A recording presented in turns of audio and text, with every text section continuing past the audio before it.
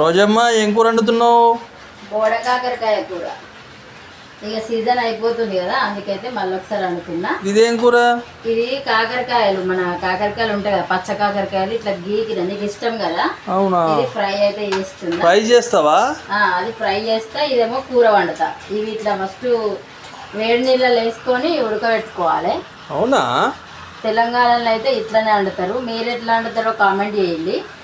ఇట్లా ఇట్లా ఉడకబెట్టుకున్నాం కదా, ఉడకబెట్టుకున్నాక ఇట్లా ఇత్తులన్నీ, ముదిరిపోయిన ఇత్తులన్నీ తీసేసుకోవాలి. ఇట్లా ఇట్లా మంచిదంతా ఇట్లా తీసుకున్నా. వీటిని ఇప్పుడు చిన్న చిన్న గడి వేసుకొని కూర అయితే వండుతా. ఇక అయిపోయింది చూడు ఒకసారి.